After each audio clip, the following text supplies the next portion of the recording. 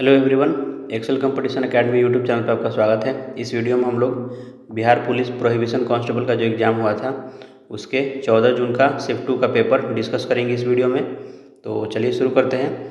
हमारा पहला प्रश्न है 2025 का G7 आउटरीच शिखर सम्मेलन कहाँ आयोजित किया गया था। तो इसका आंसर होगा ऑप्शन कैनानाकिस, तो ऑप्शन 3 हो जाएगा। तो जो इसमें G7 ये 2025 का हुआ था वो हुआ था 51वां G7 शिखर सम्मेलन, और इसका आउटरीच कार्यक्रम जून 2025 में कैनानाकिस अल्बर्टा में आयोजित किया गया था। इस सम्मेलन की मेजबानी कनाडा के प्रधानमंत्री जस्टिन ट्रूडो ने की थी। नेक्स्ट क्वेश्चन है, इनमें से कौन सा वन्यजीव अभ्यारण्य बिहार में मौजूद नहीं है। तो जो नहीं है हमें उसके बारे में बताना है। तो इसका आंसर हो जाएगा ऑप्शन 4 राधानगरी। राधानगरी वन्यजीव अभ्यारण्य जो है बिहार में नहीं बल्कि महाराष्ट्र के कोल्हापुर में है। महाराष्ट्र कोल्हापुर जिले में स्थित है। ये मुख्य रूप से भारतीय बाइसन यानी कि गौर के लिए प्रसिद्ध है। बाकी तीनों जो हैं ये कैमूर वन्यजीव अभ्यारण्य बिहार का सबसे बड़ा वन्यजीव अभ्यारण्य है, जो कैमूर प्लस रोहतास में फैला हुआ है। और उदयपुर जो है यह बिहार के पश्चिम चंपारण जिले में स्थित है। पश्चिम चंपारण जिले में ये स्थित है। नाम से लोग इसे राजस्थान समझ लेते हैं, लेकिन ये ध्यान रखना है कि ये पश्चिम चंपारण में है, बिहार में है, उदयपुर। उसके बाद है बरेला झील सलीम अली पक्षी अभ्यारण्य। तो ये जो है यह बिहार के वैशाली जिले में स्थित एक प्रमुख जल पक्षी अभ्यारण्य है। वैशाली जिले में स्थित है ये। नेक्स्ट प्रश्न है, निम्नलिखित में से कौन से राष्ट्रीय उद्यान वन्यजीव अभ्यारण्य बिहार में हैं। सेम अलग ऑप्शंस अलग हैं, बस क्वेश्चन उसी तरीके का है। तो इसमें देखिए वाल्मीकि राष्ट्रीय उद्यान जो है ये बिहार के पश्चिम चंपारण जिले में स्थित बिहार का एकमात्र राष्ट्रीय उद्यान है और टाइगर रिजर्व भी है। उसके बाद जो यहाँ पे दिया है भीम बांध वन्यजीव अभ्यारण्य, ये बिहार के मुंगेर जिले में स्थित है, जो अपनी गर्म पानी के झरनों के लिए जाना जाता है। दुधवा राष्ट्रीय उद्यान कहाँ है, तो ये उत्तर प्रदेश के लखीमपुर खीरी में स्थित है। उसके बाद गजनेर वन्यजीव अभ्यारण्य जो है यह राजस्थान के बीकानेर जिले में स्थित है। बीकानेर जिले में ये स्थित है। तो हमारा आंसर हो जाएगा 1 और 4, ऑप्शन 1। नेक्स्ट क्वेश्चन देखिए, तांबा और जिंक का मिश्र धातु क्या कहलाता है। तो तांबा जो है और जिंक को मिला करके पीतल बनाया जाता है। तो पीतल मुख्य रूप से तांबा, जिसमें कॉपर जो है इसमें होता है 60 से 70%, और जिंक जो है वो लगभग 30 से 40% का मिश्रण होता है।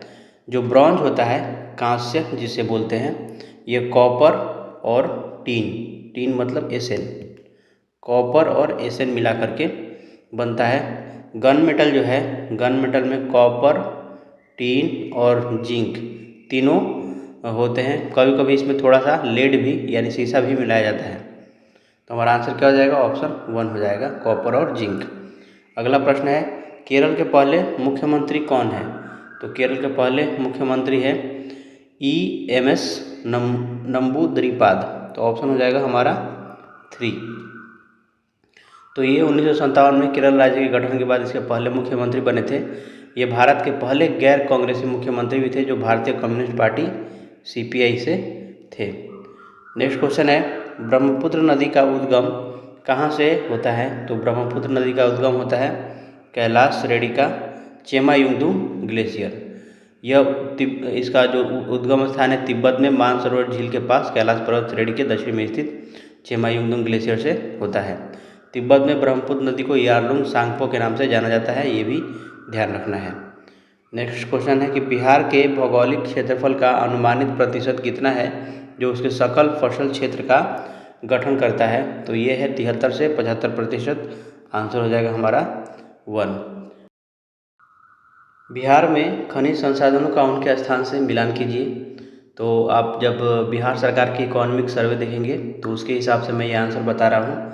ये बॉक्साइट जो है मुंगेर में पाया जाता है, अभ्रक नवादा में, क्वार्ट जो है जमुई में और ग्रेनाइट जो है गया में। यानी A1 B2 C3 D4 option हो जाएगा हमारा 3। नेक्स्ट क्वेश्चन है, भारतीय संविधान का 51वां संशोधन किस वर्ष में अधिनियमित किया गया? तो ये 2003 में अधिनियमित किया गया। इसके द्वारा मंत्रिपरिषद के आकार को सीमित किया गया और दल विरोधी कानून को और कड़ा बनाया गया। इस संशोधन के तहत प्रावधान किया गया कि केंद्र और राज्यों में मंत्रिपरिषद के सदस्यों की कुल संख्या लोकसभा और या विधानसभा की कुल सदस्य संख्या के 15% से अधिक नहीं हो सकती और छोटे राज्यों के लिए मुख्यमंत्री सहित मंत्रियों की संख्या न्यूनतम संख्या 12 निश्चित की गई। अगला प्रश्न है, उपन्यास द वाइट टाइगर के लेखक कौन है? तो इसके लेखक है अरविंद अडिगा, ऑप्शन हो जाएगा 3, जो कि 2008 में प्रकाशित हुआ था और इस उपन्यास के लिए उन्हें वर्ष 2008 का प्रतिष्ठित मैन बुकर पुरस्कार भी मिला था। इन्हें मैन बुकर पुरस्कार। नेक्स्ट क्वेश्चन है, अमेरिकी स्वतंत्रता की घोषणा का मसौदा किसने तैयार किया था? तो थॉमस जेफरसन ने 1776 में अमेरिकी स्वतंत्रता की घोषणा का मुख्य मसौदा तैयार किया था। बाद में वो संयुक्त राज्य अमेरिका के तीसरे राष्ट्रपति भी बने थे। अगला प्रश्न है, 2011 की जनगणना के अनुसार भारत का जनसंख्या घनत्व कितना है? तो ये है 382 प्रति वर्ग किलोमीटर। 2001 में कितना था? तो 325 व्यक्ति प्रति वर्ग किलोमीटर था। बिहार का जनसंख्या घनत्व कितना है ये भी पूछ देता है, तो 1106 व्यक्ति प्रति वर्ग किलोमीटर था। अरुणाचल प्रदेश में सबसे कम जनसंख्या घनत्व है, ये है लगभग 17 व्यक्ति प्रति वर्ग किलोमीटर। अगला प्रश्न है कि राष्ट्रीय उपभोक्ता विवाद निवारण आयोग की स्थापना उपभोक्ता संरक्षण अधिनियम 1986 के तहत किस वर्ष में की गई थी? तो ये किया गया 1988 ईस्वी में। आंसर हो जाएगा पहला। अगला प्रश्न है, जैव विविधता का अर्थ क्या है? तो जैव विविधता क्या है? एक विशेष क्षेत्र में विभिन्न प्रकार के पौधे और जानवरों को बोलते हैं जैव विविधता। जैव विविधता का तात्पर्य किसी निश्चित पारिस्थितिक तंत्र या भौगोलिक क्षेत्र में पाए जाने वाले पौधों, जीवों, जंतुओं, कवक और सूक्ष्म जीवों की प्रजातियों की विविधता और बहुलता से है। और जो जैव विविधता शब्द है इसको प्रथम 1985 में वाल्टर जी रोसेन ने गढ़ा था इस शब्द को, लेकिन इसे प्रसिद्ध समाजशास्त्री ईओ विल्सन ने बनाया था। अगला प्रश्न है, रामकृष्ण मिशन के संस्थापक कौन थे? तो इसके संस्थापक थे स्वामी विवेकानंद, ऑप्शन 3। स्वामी विवेकानंद ने अपने गुरु रामकृष्ण परमहंस के नाम पर 1 मई 1897 को बेलूर मठ, पश्चिम बंगाल में रामकृष्ण मिशन की स्थापना की थी। अगला प्रश्न है, प्रथम खेलो इंडिया स्कूल गेम्स किस वर्ष शुरू हुए? तो ये 2018 में शुरू हुए।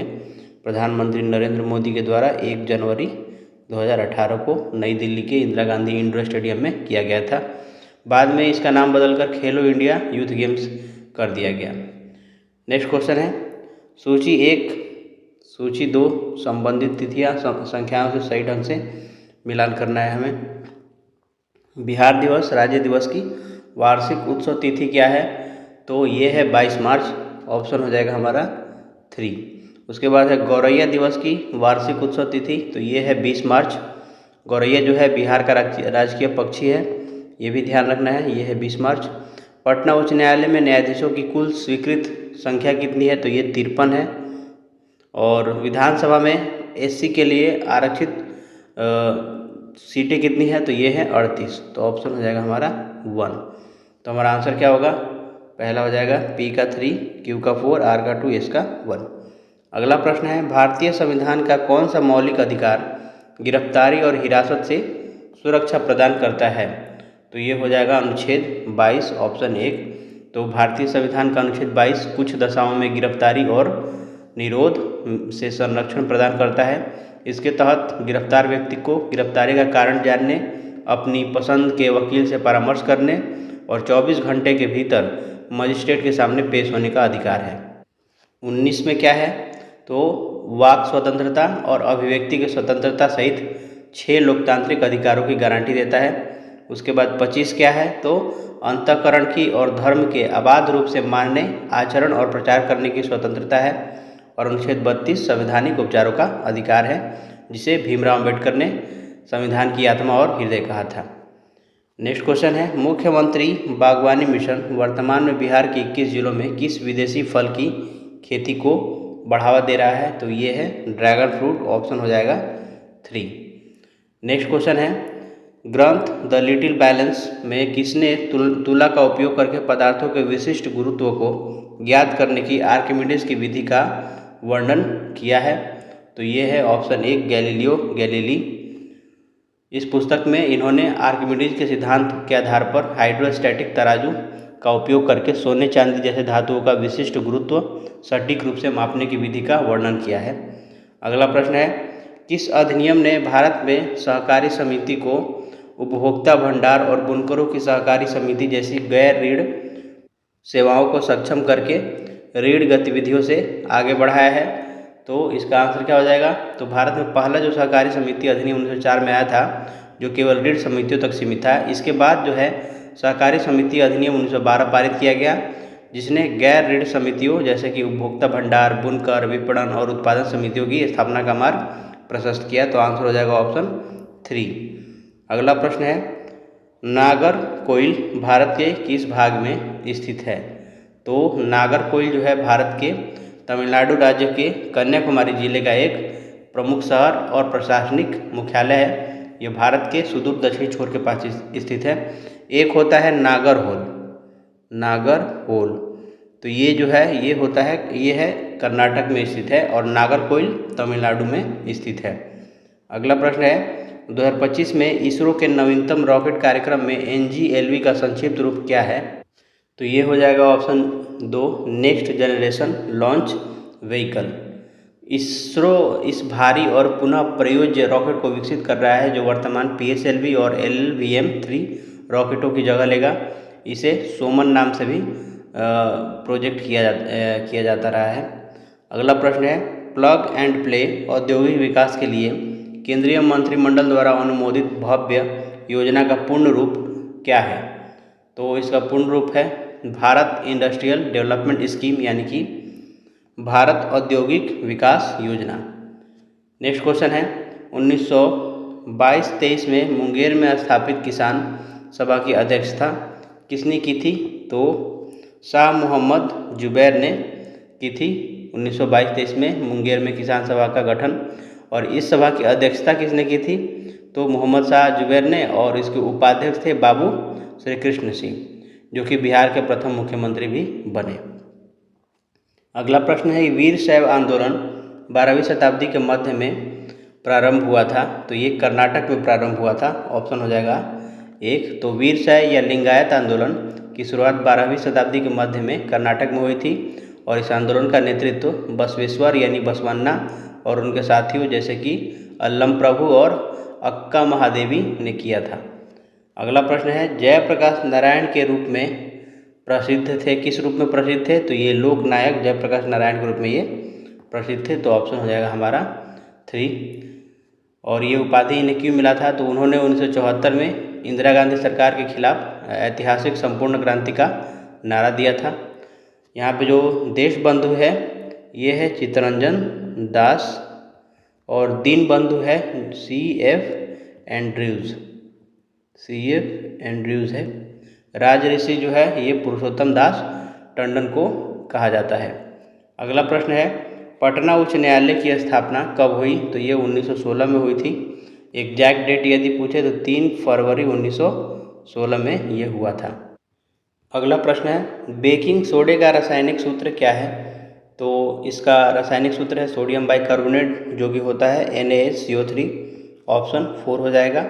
यहाँ पे ये जो दिया है ये है सोडियम कार्बोनेट, इसे धोवन सोडा भी बोलते हैं, वॉशिंग सोडा या धोवन सोडा। ये जो कैल्शियम कार्बोनेट है ये है चूना पत्थर, और कैल्शियम हाइड्रोक्साइड को बोलते हैं बुझा हुआ चूना, यानी कि स्लेक्ड लाइम,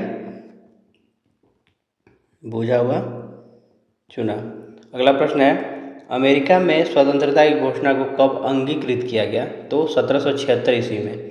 एग्जैक्ट अगर डेट पूछे तो 4 जुलाई 1776 को फिलाडेल्फिया में द्वितीय महाद्वीपीय कांग्रेस द्वारा औपचारिक रूप से अंगीकृत किया गया था। इसी वजह से 4 जुलाई को संयुक्त राज्य अमेरिका का राष्ट्रीय दिवस माना जाता है। अगला प्रश्न है, बेगूसराय में स्थित कंवर झील को बिहार की पहली रामसर स्थल के रूप में किस वर्ष नामित किया गया था? तो बेगूसराय जिले में स्थित कांवरताल या कंवर झील को नवंबर 2020 में भारत के 39वें और बिहार के पहले रामसर स्थल के रूप में नामित किया गया था। तो ऑप्शन हो जाएगा हमारा 3। यह एशिया की सबसे बड़ी शुद्ध पानी की उथली जल संचय झील है, यानी कि ऑक्सबो लेक है, जो बूढ़ी गंडक नदी के मुड़ने से बनी है। अगला प्रश्न है, विश्व व्यापार संगठन का मुख्यालय कहाँ स्थित है? तो ये है स्विट्जरलैंड के जिनेवा में स्थित है। इसकी स्थापना कब हुई थी? तो 1 जनवरी 1995 को माराकेच समझौते के तहत गैट के स्थान पर की गई थी। पहले ये गैट था, WTO बनने से पहले, general agreement on tariffs and trade. इसको रिप्लेस करके बनाया गया था WTO। वर्तमान में इसमें कुल कितने देश हैं? तो 164 देश हैं। और इसकी पहली जो महिला महानिदेशक है वो है नगोजी ओकोंजो-इवेला, जो कि नाइजीरिया की हैं। अगला प्रश्न है, नमामि गंगे कार्यक्रम का एक लक्ष्य क्या है? तो नमामि गंगे कार्यक्रम जो है वो जून 2014 में केंद्र सरकार द्वारा अनुमोदित एक एकीकृत संरक्षण मिशन है। इसके मुख्य 2 उद्देश्य हैं, गंगा नदी में प्रदूषण का प्रभावी उन्मूलन और राष्ट्रीय नदी गंगा का संरक्षण एवं कायाकल्प। तो हमारा ऑप्शन क्या हो जाएगा? ऑप्शन 4 हो जाएगा, गंगा नदी को पुनर्जीवित करना। नेक्स्ट क्वेश्चन है, बिहार में प्रमुख गैर लकड़ी वन उत्पाद प्रजातियों में से किसका उल्लेख किया गया है? तो इसका आंसर जो होगा ऑप्शन सोरिया रोबस्टा को किया गया है। इसमें समझना ये है कि NTFP बोलते किसको हैं? तो गैर लकड़ी वन उत्पाद वे उत्पाद होते हैं जो जंगलों से लकड़ी काटने के बजाय अन्य रूपों में प्राप्त होते हैं, जैसे कि बीज, गोंद, पत्ते, फल।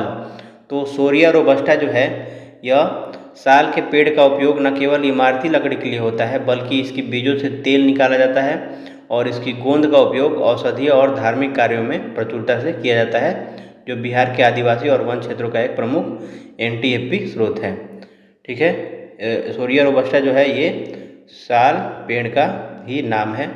उसके बाद है यहाँ पे डालबर्जिया सिसु, तो ये शीशम पेड़ का नाम है। मैग्नीफेरा इंडिका ये आम का वैज्ञानिक नाम है। और लैंटाना कैमरा यह एक आक्रामक खरपतवार है जो जैव विविधता को नुकसान पहुंचाती है, न कि कोई उपयोगी वन उत्पाद है। तो हमारा आंसर हो जाएगा ऑप्शन 2। अगला प्रश्न है, कौन सा ग्रह सल्फ्यूरिक एसिड के घने सफ़ेद और पीले बादलों से बना है? तो ये होगा शुक्र। शुक्र ग्रह का वायुमंडल बहुत घना और भारी है, जो मुख्य रूप से carbon dioxide CO2 plus H2SO4 के घने सफ़ेद व पीले बादलों से घिरा हुआ है। अगला प्रश्न है, 1 अप्रैल 2026 से प्रभावी भारतीय सेना के अगले उप सेना प्रमुख के रूप में किसे नियुक्त किया गया है? तो इसका आंसर हो जाएगा option 3, lieutenant general MB Krishnan. अगला प्रश्न है, केंद्रीय बजट 2026-27 में घोषित बायो फार्मा शक्ति पहल के संबंध में निम्नलिखित कथनों पर विचार करें। तो पहला है कि इस पहल को भारत को एक वैश्विक बायो फार्मा विनिर्माण केंद्र के रूप में स्थापित करने के लिए अगले 5 वर्षों में 10,000 करोड़ के परिव्यय के साथ प्रस्तावित किया गया है। तो ये बिल्कुल सही है। दूसरा है, इस कार्यक्रम में 7 नए राष्ट्रीय औषधीय शिक्षा और अनुसंधान संस्थान स्थापित करना और 3 मौजूदा संस्थानों का उन्नयन करना शामिल है। तो इसमें क्या किया है, ये स्टेटमेंट में उल्टा लिख दिया है। एक्चुअल में क्या है कि 3 नए नहीं पर यहाँ पे जो 7 लिखा है ना, यहाँ पे 7 नहीं, ये 7 नहीं 3 नए राष्ट्रीय औषधीय शिक्षा संस्थान और 7 मौजूदा नहीं पर जो अभी फिलहाल में है, वहाँ पे 7 मौजूदा संस्थानों का उन्नयन करना शामिल है। तो ये वाला हमारा स्टेटमेंट क्या हो जाएगा? गलत हो जाएगा। तो केवल एक सही है। अगला प्रश्न है, निम्नलिखित में से किस पर्वत श्रृंखला की सबसे ऊंची चोटी गुरु शिखर है? तो गुरु शिखर अरावली पर्वत श्रृंखला की सबसे ऊंची चोटी है, जिसकी ऊंचाई है 1722 मीटर। यह राजस्थान के सिरोही जिले में माउंट आबू पर स्थित है। और अरावली पर्वतमाला दुनिया की सबसे पुरानी वलित पर्वत श्रृंखलाओं में से एक है, जो अब एक अवशिष्ट पर्वत के रूप में बची हुई है। यह गुजरात से शुरू होकर राजस्थान और हरियाणा होते हुए दिल्ली तक फैली हुई है। अगला प्रश्न है कि निम्नलिखित में से कौन भूदान आंदोलन के प्रणेता थे? तो ये थे आचार्य विनोबा भावे, ऑप्शन 1 हो जाएगा। तो आचार्य विनोबा भावे ने 18 अप्रैल 1951 को तेलंगाना के पोचमपल्ली गांव से स्वैच्छिक भूमि सुधार के लिए भूदान आंदोलन की शुरुआत की थी। इसके तहत बड़े जमींदारों से अपनी भूमि का छठा हिस्सा भूमिहीन गरीब किसानों को दान करने का आग्रह किया था। अगला प्रश्न है कि निम्नलिखित स्वतंत्रता सेनानियों में से किसने 1875 में वंदे मातरम कविता लिखी थी? तो ये हो जाएगा बंकिम चंद्र चटर्जी, ऑप्शन 1। इन्होंने 1875 के आसपास ये लिखा था और 1882 में इसका जो प्रसिद्ध उपन्यास था, बांग्ला उपन्यास आनंद मठ, उसमें इसे शामिल किया था। नेक्स्ट क्वेश्चन है कि निम्नलिखित में से कौन खेरवार आंदोलन का नेता था? तो खेरवार आंदोलन का नेता भागीरथी मांझी थे, ऑप्शन 2 हो जाएगा इसका। तो खेरवार आंदोलन या सफाहड़ आंदोलन 1874 में झारखंड बिहार के तत्कालीन संथाल परगना क्षेत्र में हुआ एक प्रमुख आदिवासी आंदोलन था। इस आंदोलन का नेतृत्व भगीरथी मांझी ने किया था, जिन्होंने प्राचीन जनजातीय मूल्यों और एकेश्वरवाद की पुनर्स्थापना पर जोर दिया था। यहाँ पे सिंधो और कान्हो मुर्मू जो दिया है, इन्होंने प्रसिद्ध संथाल विद्रोह का नेतृत्व किया था, जो अंग्रेजों और जमींदारों के अत्याचारों के खिलाफ था। शेख भिखारी जो है, ये 1857 के स्वतंत्रता संग्राम के दौरान छोटा नागपुर क्षेत्र के एक प्रमुख क्रांतिकारी थे, जिन्हें अंग्रेजों ने फांसी दे दी थी। अगला प्रश्न है 16वें वित्त आयोग के अनुसार केंद्रीय करों के विभाज्य पूल में राज्यों की हिस्सेदारी क्या है, जिसे 1 फरवरी 2026 को संसद में पेश किया गया था, जो 2026-27 और 2030-31 के बीच 5 वर्षों के लिए राजकोषीय सिफारिश के संबंध में है। तो डॉक्टर अरविंद पनगड़िया की अध्यक्षता वाले 16वें वित्त आयोग ने केंद्रीय करों के विभाज्य पूल में राज्यों की हिस्सेदारी को 41% पर बनाए रखने की सिफारिश की है। तो आंसर हो जाएगा ऑप्शन 2। अगला प्रश्न है आईसीसी अंडर-19 पुरुष क्रिकेट विश्व कप 2026 सुपर 6 चरण के संबंध में निम्नलिखित में से कौन सा कथन सही है? तो देखिए, पहला कथन है कि भारत ने सुपर 6 चरण में पाकिस्तान को 58 रनों से हराया, तो ये बिल्कुल सही है। और दूसरा है भारत ने उस मैच में 252 रन बनाए, तो ये भी सही है। तो हमारा आंसर हो जाएगा दोनों कथन सत्य है। हमारा अगला प्रश्न है वर्गीकरण के विभिन्न पदानुक्रमों में किस समूह में अधिकतम समान लक्षण वाले जीवों की संख्या सर्वाधिक है? तो जीवों के वर्गीकरण में सर्वोच्च और सबसे व्यापक स्तर जगत यानी किंगडम होता है। इस स्तर पर जीवों की संख्या सबसे अधिक होती है और वे बुनियादी या अधिकतम समान लक्षण साझा करते हैं। हालांकि विशिष्ट आंतरिक समानताएं न्यूनतम होती है। जैसे जैसे हम नीचे प्रजाति की ओर बढ़ते हैं, विशिष्ट समानताएं बढ़ती है और जीवों की संख्या घटती जाती है। तो आप यहाँ पे देख सकते हैं वर्गीकरण का जो सही अवरोही क्रम है वो ये है: जगत, संघ, वर्ग, गण, कुल, वंश और प्रजाति। इसको क्या बोलते हैं? प्रजाति बोलते हैं। ये सबसे छोटा होता है। इसके नीचे आता है वंश, जीनस जिसको बोलते हैं, और उसके बाद फैमिली यानी कि कुल, ऑर्डर यानी कि गण, और क्लास मतलब वर्ग, फाइलम का मतलब संघ, और किंगडम का मतलब जगत। तो सबसे ज़्यादा किस में होंगे? जगत में होंगे। नेक्स्ट क्वेश्चन है निम्न में से किस तत्व को वंडर एलिमेंट के नाम से जाना जाता है? तो इसका आंसर होगा ऑप्शन 3 टाइटेनियम। तो टाइटेनियम को अपनी असाधारण विशेषताओं के कारण वंडर एलिमेंट या भविष्य की धातु कहा जाता है। यह स्टील जितना मजबूत होता है, लेकिन वजन में उससे लगभग 45% हल्का होता है और इसके साथ ही इसमें जंग नहीं लगती है। टाइटेनियम का उपयोग अंतरिक्ष यान, लड़ाकू विमान, मिसाइल, जहाज के प्रोपेलर और मानव शरीर के कृत्रिम अंगों को बनाने में बड़े पैमाने पर होता है, क्योंकि यह मानव शरीर के ऊतकों के साथ गैर प्रतिक्रियाशील है। लिथियम को सफ़ेद सोना कहा जाता है, जिसका उपयोग रिचार्जेबल मोबाइल और ईवी बैटरियों में होता है। यह सबसे हल्की धातु है। और पारा जो है यह एकमात्र ऐसी धातु है जो कमरे के तापमान पर लिक्विड अवस्था में पाई जाती है। इसे क्विक सिल्वर भी कहते हैं। प्रश्न है कि बहुविखंडन के द्वारा डैश एक साथ अनेक संतति कोशिकाओं में विभाजित होता है। तो इसका आंसर क्या होगा? इसका आंसर होगा ऑप्शन 4 प्लाज्मोडियम। तो प्लाज्मोडियम जो है इसमें अलैंगिक प्रजनन बहुविखंडन द्वारा होता है। इसमें एक मातृ कोशिका का केंद्र कई बार विभाजित होकर एक साथ अनेक संतति कोशिकाएं बनाता है जो अनुकूल परिस्थितियों में एक साथ मुक्त होती है। इसमें जो ईस्ट और हाइड्रा दिया है इनमें मुकुलन द्वारा प्रजनन होता है, मुकुलन द्वारा प्रजनन होता है। नेक्स्ट क्वेश्चन है आवृत जीवी यानी एंजियोस्पर्म पौधों की पत्तियों में किस प्रकार की संरचना होती है? तो दो प्रकार की संरचना होती है। कौन सी? एक जालिकावत शिरा रचना और एक होता है समांतर शिरा रचना, यानी कि रेटिकुलेट वेनेशन और पैरेलल वेनेशन बोलते हैं इसको। यहाँ पे मैं लिख देता हूँ, जालिकावत और एक होता है समांतर। जालिकावत शिरा रचना यह मुख्य रूप से द्विबीजपत्री पौधों जैसे कि आम या पीपल की पत्तियों में शिराओं का एक जाल बनाती है। और समांतर शिरा रचना यह मुख्य रूप से एक बीजपत्री पौधे जैसे कि घास, केला या मक्का की पत्तियों में शिराएं एक दूसरे के समानांतर होती हैं। अगला प्रश्न है डी ब्लॉक के तत्व किसमें पाए जाते हैं? तो आधुनिक आवर्त सारणी में समूह 3 से लेकर के 12 तक के तत्वों को डी ब्लॉक के तत्व कहा जाता है, यानी दूसरे से 13 के बीच में। तो दूसरे से 13 के बीच में यानी कि 3 से 12। तो आंसर क्या हो जाएगा? ऑप्शन हमारा 4 हो जाएगा। उसके बाद ये जो 18वां दिया है इसमें आते हैं पी ब्लॉक के समूह के तत्व इसमें आते हैं। नेक्स्ट क्वेश्चन देखिए, किसी माध्यम की प्रकाश को अपवर्तित करने की क्षमता को इसके डैश द्वारा भी व्यक्त किया जाता है। तो इसका आंसर क्या हो जाएगा? इसका आंसर होगा ऑप्शन 2 प्रकाश घनत्व। तो किसी माध्यम द्वारा प्रकाश की किरणों को मोड़ने या अपवर्तित करने की क्षमता को उसके प्रकाश घनत्व या अपवर्तनांक द्वारा व्यक्त किया जाता है। जिस माध्यम का प्रकाश घनत्व अधिक होता है उसमें प्रकाश की गति धीमी हो जाती है।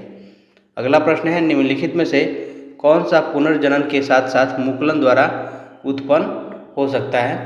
तो ये है हाइड्रा, ऑप्शन हो जाएगा हमारा 3। तो हाइड्रा एक ऐसा जीव है जो अलैंगिक प्रजनन के लिए पुनर्जनन और मुकुलन दोनों विधियों का उपयोग कर सकता है।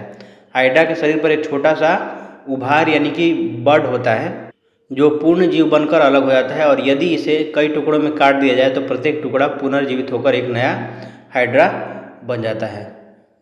नेक्स्ट प्रश्न देखिए, अवतल दर्पण में C और F के बीच वास्तविक उल्टा और छोटा प्रतिबिंब प्राप्त करने के लिए वस्तु को कहाँ रखा जाना चाहिए?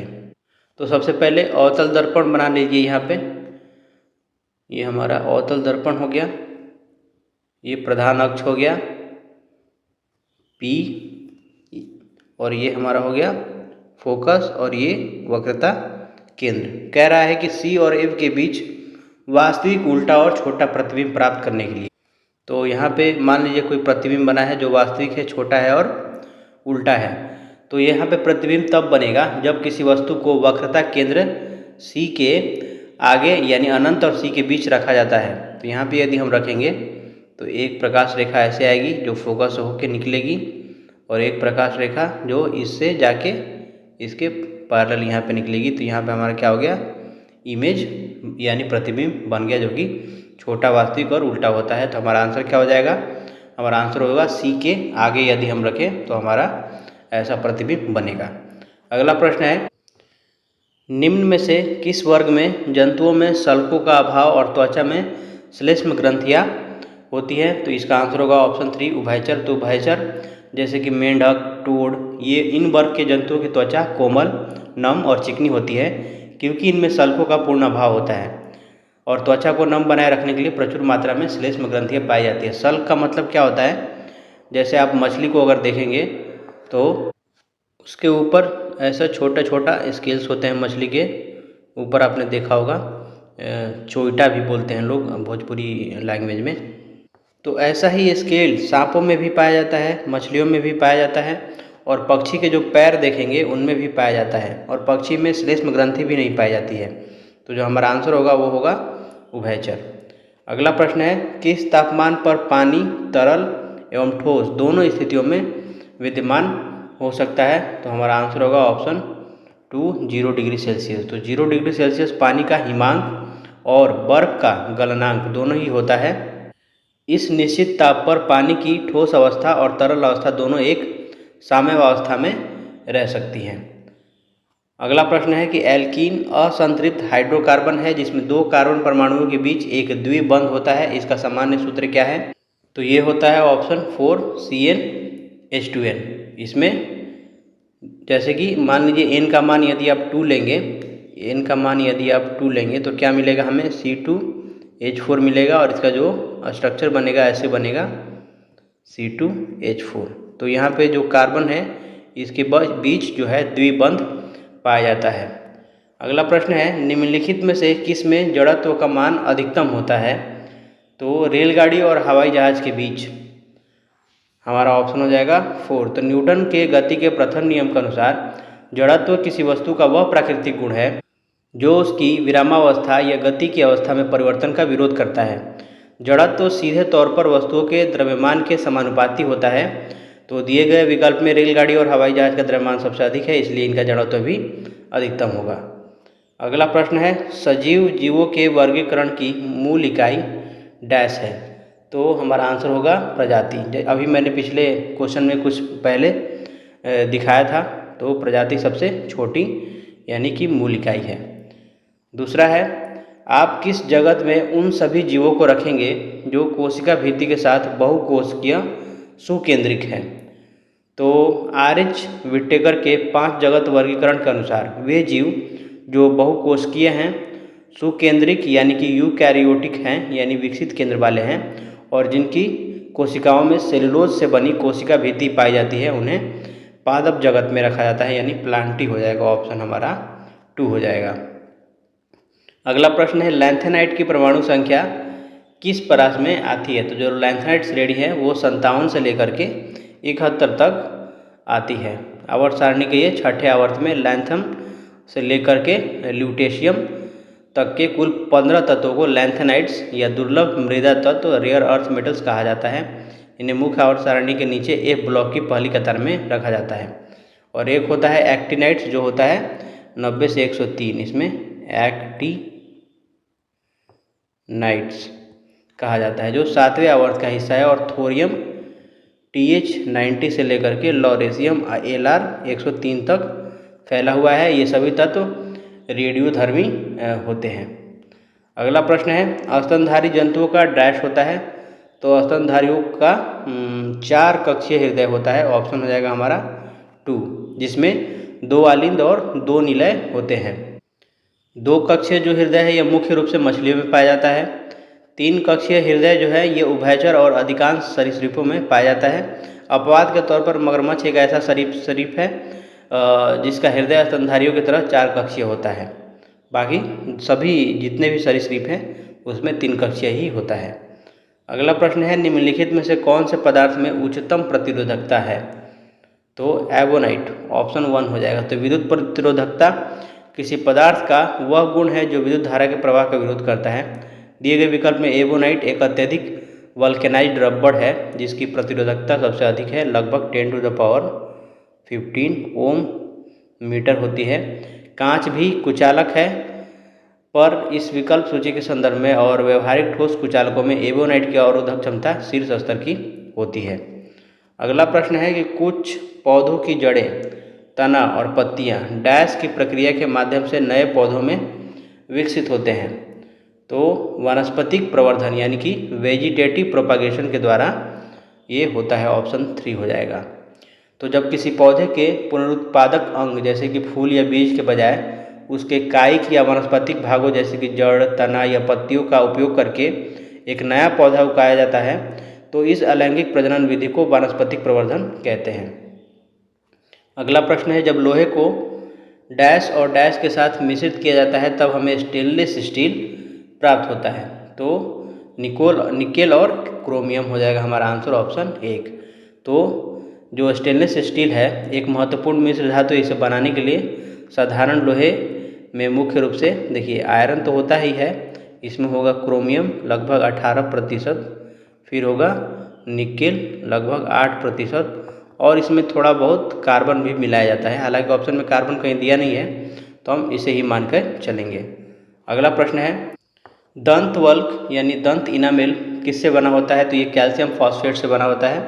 ऑप्शन 2 हो जाएगा। कभी एग्जाम में फॉर्मूला पूछ सकता है। तो Ca10PO4 6OH2।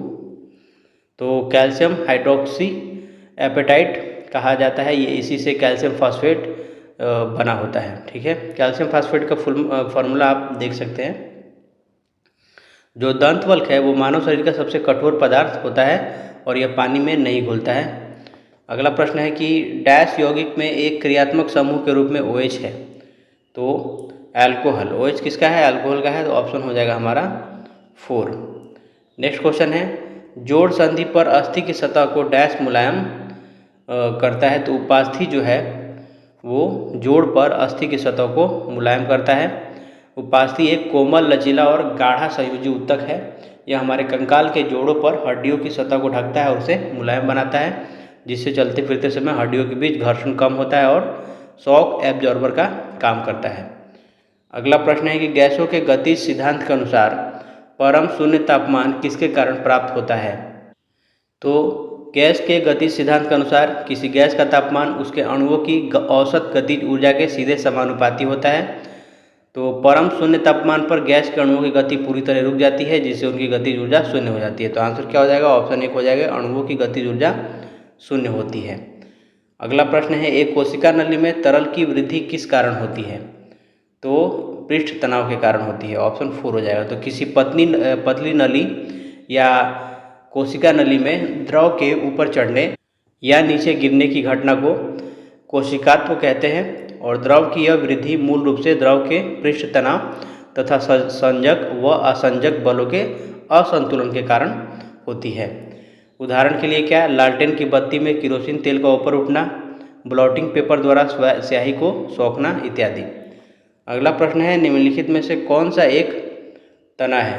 तो अदरक जो है वो भूमिगत रूपांतरित तना है, जिसे वनस्पति विज्ञान में प्रकंद यानी कि राइजोम बोलते हैं। तो ऑप्शन हो जाएगा हमारा 2। इसमें पर्व और पर्व संधियाँ पाई जाती है, जो तने की मुख्य पहचान है। बाकी तीनों जो हैं वो जड़ हैं, शलजम, गाजर और शकरकंद, ये सभी क्या है? जड़ हैं। अगला प्रश्न है, निम्नलिखित में से किन में ध्वनि तरंगें गमन करने में सक्षम नहीं होंगी? तो निर्वात में। तो ध्वनिक तरंगें यांत्रिक तरंगें होती हैं, जिन्हें गमन करने के लिए किसी न किसी भौतिक माध्यम यानी कि ठोस, द्रव या गैस की आवश्यकता होती है। निर्वात में कोई कण या माध्यम नहीं होता, इसलिए ध्वनि तरंगें वहाँ संचरित नहीं हो सकती। अगला प्रश्न है, डैश के कारण समय के साथ नैफ्थलीन की गोली गायब हो जाती है। तो इसका आंसर होगा ऑप्शन 3, ऊर्ध्वापातन के कारण। तो ऊर्ध्वापातन वह भौतिक रासायनिक प्रक्रिया है जिसमें कोई ठोस पदार्थ गर्म करने पर या सामान्य वातावरण में बिना तरल अवस्था में बदले सीधे गैस में परिवर्तित हो जाती है।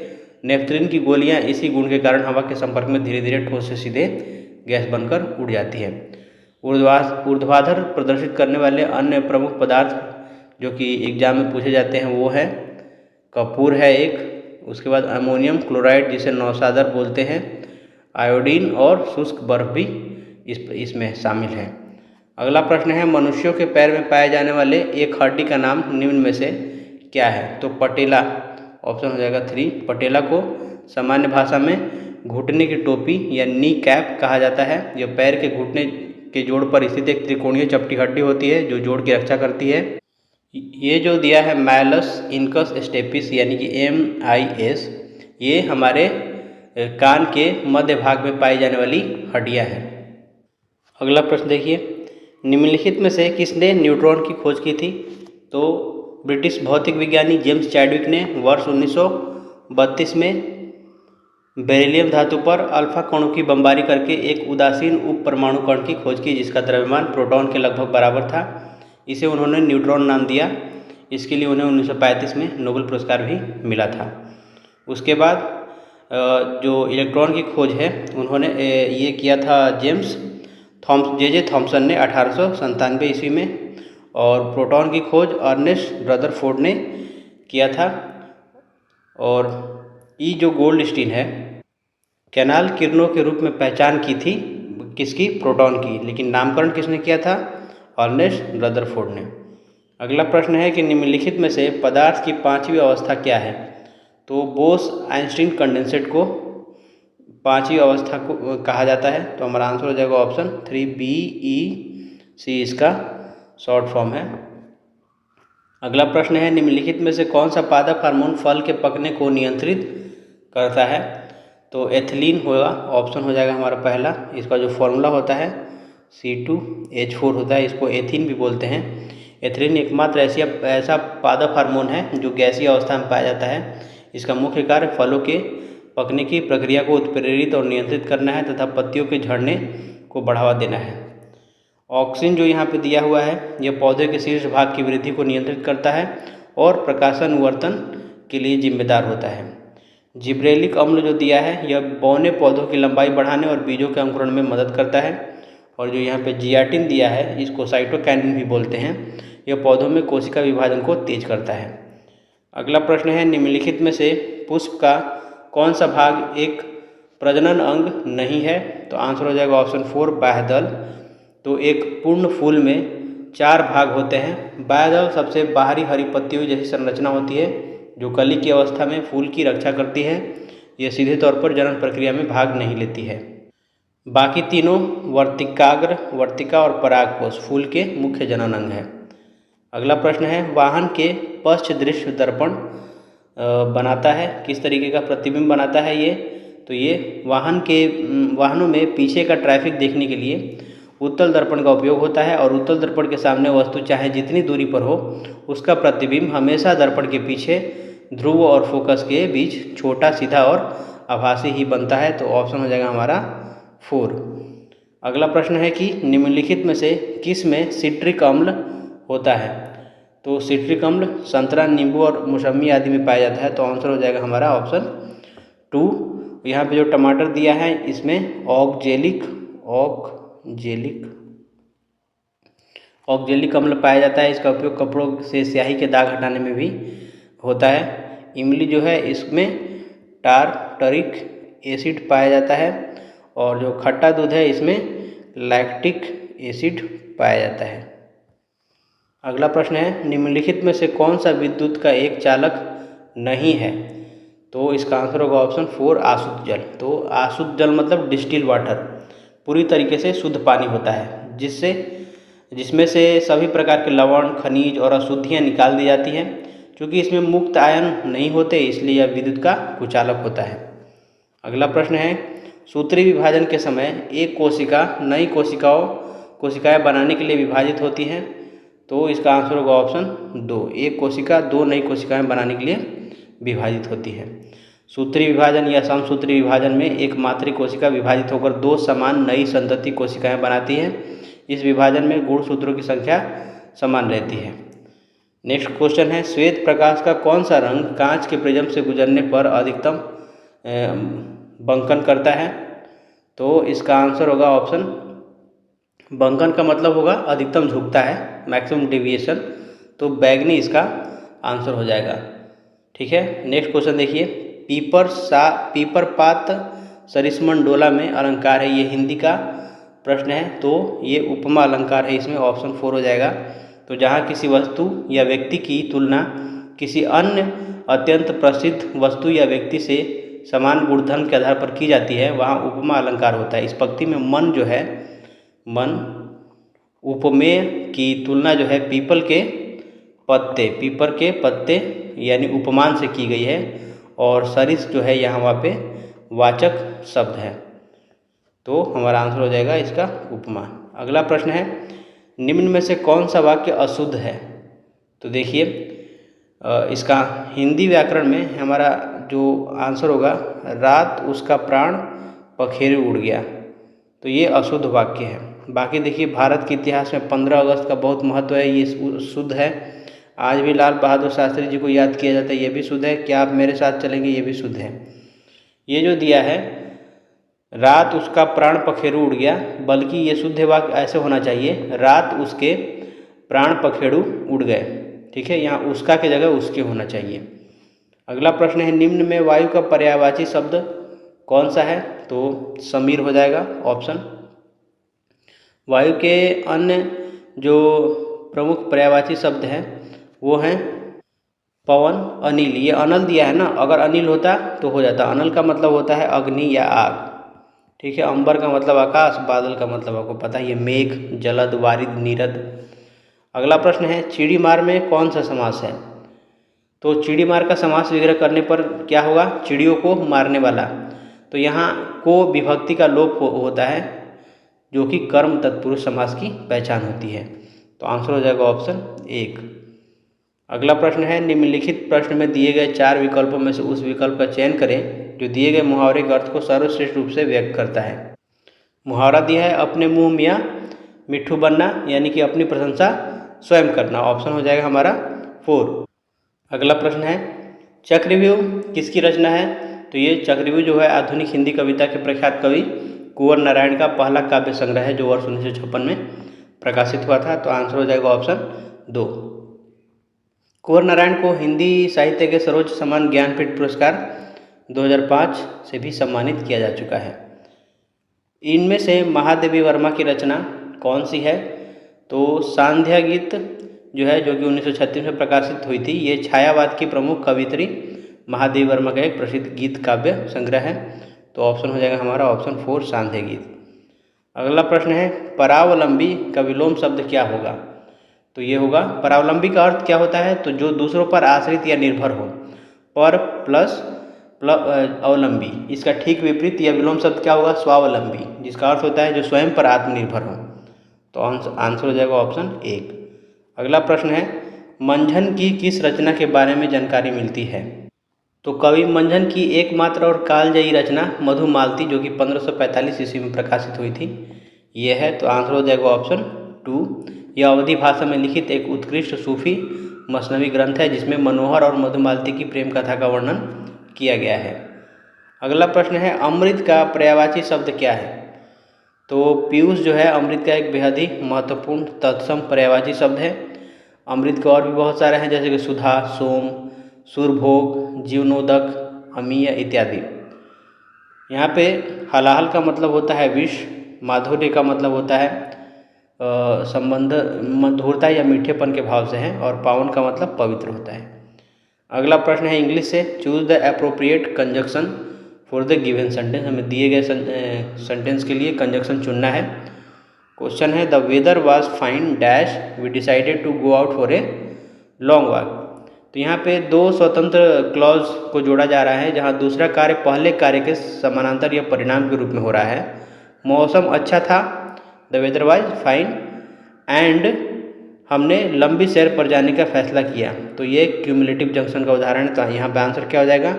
यहाँ पे आंसर हो जाएगा एंड, ऑप्शन 1। अगला प्रश्न है in this question the sentence is broken into 4 parts, find out the error part in the sentence from the given options and mark your answer.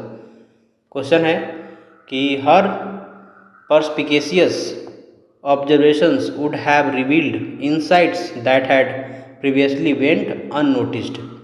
तो इस वाक्य के भाग डी में देखिए व्याकरण की त्रुटि दिया है। यहाँ पास्ट परफेक्ट टेंस का उपयोग हुआ है जिसमें हैड, यानी भाग सी जो है हैड के बाद मुख्य क्रिया का तीसरा रूप आना चाहिए। तो यहाँ पे वेंट के बजाय क्या होगा?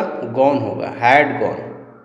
तो insights that had previously gone unnoticed होना चाहिए आंसर। तो ऑप्शन क्या हो जाएगा हमारा? ऑप्शन हो जाएगा डी। यहाँ पे अगर गॉन रहता तो सही हो जाता। अगला प्रश्न है select the most appropriate synonym of the given word. पर्यायवाची हमें देखना है।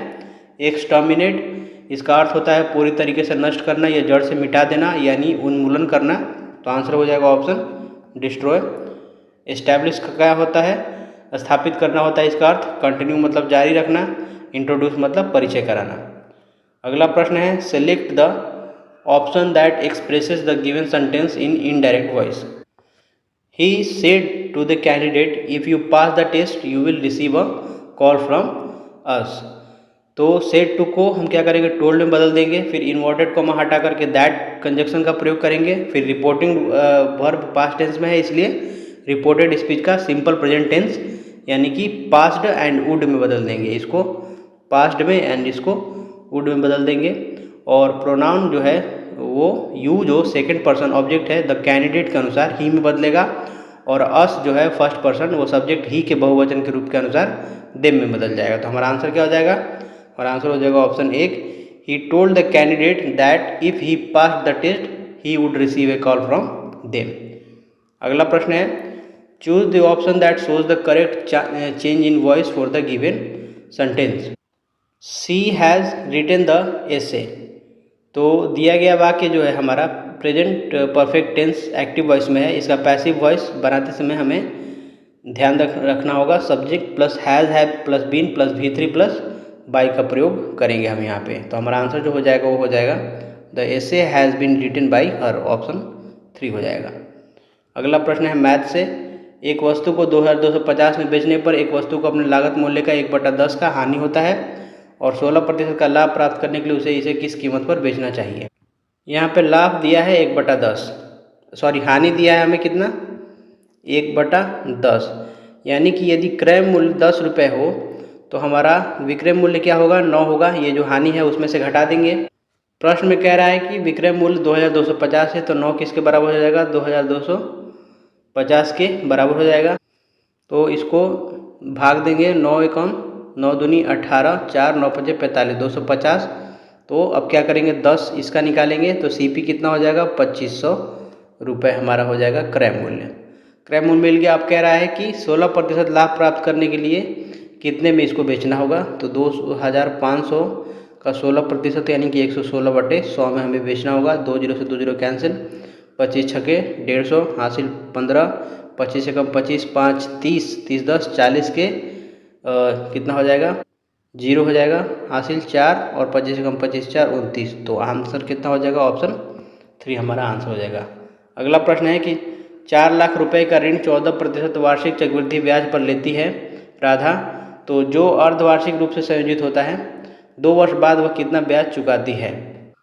तो देखिए नया दर क्या होगा, नई दर जो होगी वो होगी 14/2। अर्धवार्षिक रूप से संयोजित होता है ना, तो दर का क्या करेंगे आधा कर देंगे 7% हो जाएगा। और कुल समय यानी n कितना हो जाएगा और यानी एक साल में कितने महीना कितने 6 महीने का ग्रुप बनेगा 2, तो 2 वर्ष में 4 6 महीने का ग्रुप बनेगा। तो n बराबर हो जाएगा 2 × 2 4 छमाही। ठीक है, ये हमारा 4 समय हो गया। ठीक है, अब मूलधन कितना दिया है 4 लाख दिया है प्रिंसिपल, कहीं दहाई सैकड़ा हज़ार 10,000 लाख। तो हमें मिश्रधन निकालना है। तो ये काफ़ी लेंदी प्रश्न है। ऑप्शन यदि आप देखेंगे तो काफ़ी क्लोज ऑप्शन है। ये वाला काफ़ी क्लोज है, ये भी आपस में क्लोज है, ये भी क्लोज है। तो हमें क्या करना होगा कैलकुलेट करना होगा। तो 7% का हमें 4 ग्रुप बनाना है। 7% पहले वर्ष, दूसरे वर्ष भी 7, तीसरे वर्ष 7 और चौथे वर्ष भी 7%। इन दोनों का हम फॉर्मूला लगाएंगे, समतुल्य दर निकालेंगे तो कितना होगा A + B + AB/100 के फॉर्मूले पे। तो ये हो जाएगा 7 + 7 + 7 × 7/100 यानी कि ये 14.49 हो जाएगा। तो इसको हम क्या लिख सकते हैं, इन दोनों को मिटा करके हमने लिख दिया यहाँ पे 14.49%। अब इसको A और इसको B मान लेंगे। तो 14.49 + 7 + 14.49 × 7/100। तो ये कितना हो जाएगा 14 7 21.49 प्लस 9 7 63 के 3 हासिल 6 7 चौक 28 6 34 के 4 हासिल 3 7 चौक 28 3 31 के 1 हासिल 3 7 एकम 7 3 10 2 अंक के बाद दशमलव बटे में क्या है 100 है। तो ये हो जाएगा 21.49 प्लस 1.0143। अब इसको जोड़िए 3 4 9 1 10 के 0 और 4 1 5 हो जाएगा और 21 1 22.5043। तो हम क्या करेंगे इन सबको मिटा के यहाँ पे लिखेंगे 22.5043। तो 22.5043। अब ये A हो जाएगा, ये B हो जाएगा, ये A और ये B। अब फिर से इसको निकालेंगे 22.5043 प्लस 7 प्लस 22.5043 × 7/100। हम समतुल्य ब्याज दर निकाल रहे हैं। 22 7 कितना हो जाएगा ये 29 हो जाएगा। 29.5043 प्लस गुणा करेंगे 17 के 21 के 1 हासिल 2 7 चौक 28 2 30 के 0 हासिल 3 3 7 5 35 के 5 हासिल 3 7 9 14 3 17 के 7 हासिल 1 7 9 14 1 15 कितने अंक के बाद 4 अंक के बाद दशमलव लगाना है, तो यहाँ पे ये 4 अंक के बाद दशमलव, बटे में क्या है 100 है, तो ये कितना हो जाएगा 29.5043 प्लस 2 अंक के बाद दशमलव, तो 1575301। अब देखिए जोड़ देते हैं, ये 4 है 4 डिजिट, तो ये 01 लास्ट का ऐसे ही आ जाएगा। फिर 3 से 3 6 हो जाएगा, 4 5 9 हो जाएगा, 7 का 7 ही होगा, 5 5 10 के 0 हासिल 1 29 31 1 31.079601।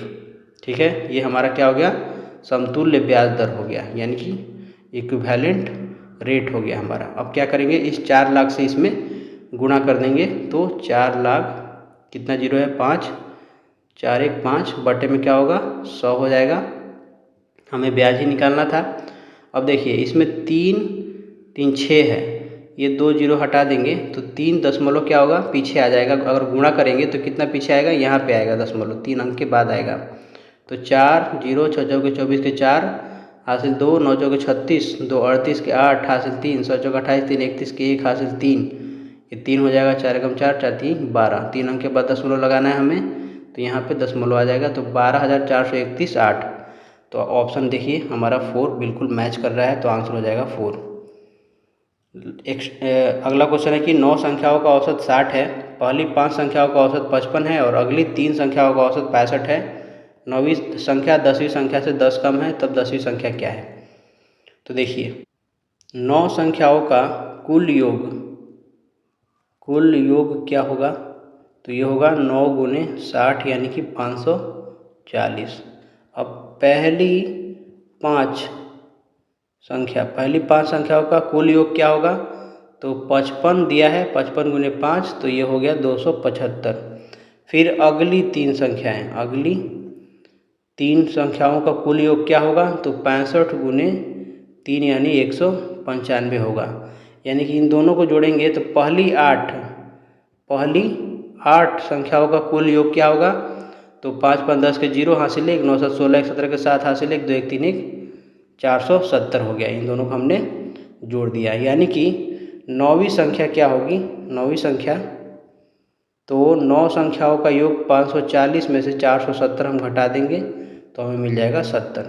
अब देखिए प्रश्न में कह रहा है कि 9वीं संख्या 10वीं संख्या से 10 कम है, यानी कि A9 दिया है A10 प्लस A10 माइनस 10, तो A10 क्या हो जाएगा 70 प्लस 10 यानी कि 80, यानी 10वीं संख्या क्या हो गई 80 होगी। तो आंसर क्या हो जाएगा, ऑप्शन 1 हो जाएगा।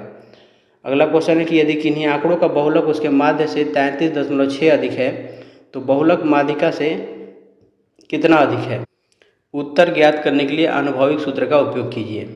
तो आनुभविक यानी कि एम्पिरिकल फार्मूला के बारे में कह रहा है। तो जो फार्मूला होता है वो होता है बहुलक बराबर 3 गुने माध्यिका माइनस 2 गुने माध्य। प्रश्न में क्या दिया है, प्रश्न में दिया है कि बहुलक जो है उसके माध्य से इतना अधिक है, तो बहुलक बराबर दिया है माध्य प्लस 33.6। तो हम क्या करेंगे कि इस माध्य का मान निकाल के यहाँ पे रख देंगे। क्यों रखेंगे माध्य का, क्योंकि बहुलक और माध्यिका के बीच में हमें संबंध पूछ रहा है, तो माध्य को हमें हटाना होगा।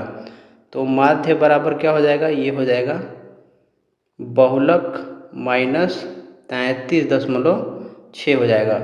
अब इस माध्य को हम यहाँ पे रखेंगे, तो ये वाला जो समीकरण हो जाएगा हमारा बहुलक बराबर 3 गुने माध्यिका माइनस 2 गुने बहुलक प्लस माइनस 33.6। तो ये हो गया बहुलक बराबर 3 गुने माध्यिका माइनस 2 गुने बहुलक और माइनस माइनस प्लस हो जाएगा, 6 दूनी 12 33 दूनी 66 1 67 हो जाएगा। तो ये वाला इधर आएगा तो कितना हो जाएगा, 3 बहुलक हो जाएगा। 3 बहुलक बराबर 3 माध्यिका प्लस हो जाएगा 67.2। अब 3 से हम क्या करेंगे, भाग दे देंगे, तो ये हो जाएगा बहुलक बराबर माध्यिका प्लस 3 में इससे भी भाग देंगे, 3 दूनी के 6, 3 दूनी के 6, 3 चौके 12 यानी 22.4। तो कितना अधिक है बहुलक माध्यिका से कितना अधिक है, 22.4 अधिक है, तो ऑप्शन हो जाएगा हमारा 4। अगला प्रश्न है sine square 19 cos cube 19 by sine 71 sine square 60 sine 71 minus और ये साइन 45। तो देखिए 1 बाई कॉस कितना होता है, साइन होता है, और ये यहाँ पे साइन 71 दिया है, ये साइन 71 और ये 1 बाई कॉस को पलटेंगे तो साइन 71 हो जाएगा। तो ये दोनों कट जाए, यानी कि ये दोनों तो हमारा गया। ठीक है, अब बचा है ये, इसको देखिए, ये कॉस क्यूब है, इस कॉस क्यूब 19 और नीचे साइन 71 है। साइन 17 को हम क्या लिख सकते हैं, साइन 71 को लिख सकते हैं साइन 90 माइनस 19 लिख सकते हैं। फिर साइन 90 माइनस थीटा क्या होता है, ये कॉस थीटा होता है, यानी कि कॉस हो जाएगा 19। ऊपर क्या है, कॉस क्यूब है, तो एक कॉस से एक क्यूब कटेगा तो स्क्वायर बचेगा, यानी कि हमारे पास जो बचेगा वो होगा sign square 19 plus cos square 19। तो ये दोनों थीटा क्या हो गया, सेम है, तो ये दोनों मिलके क्या हो जाएगा, 1 हो जाएगा, यानी इसका और इसका मान हो गया 1 प्लस साइन स्क्वायर 60 का मान होता है √3/2 का होल स्क्वायर हो जाएगा, प्लस ये दोनों कट गया है तो 0 प्लस साइन का पावर 4 45, तो 45 का मान होता है 1/√2, √2 का पावर हम कर देंगे 4, तो ये हो गया 1 प्लस 3/4 प्लस 1/2 और 2 का स्क्वायर 1/4, तो ये हो गया 1 प्लस 4/4, यानी कि 1 + 1 = 2 हमारा आंसर हो जाएगा ऑप्शन 3। तो बस इस वीडियो में इतना ही था, मिलते हैं अगले वीडियो में, तब तक के लिए धन्यवाद, जय हिंद।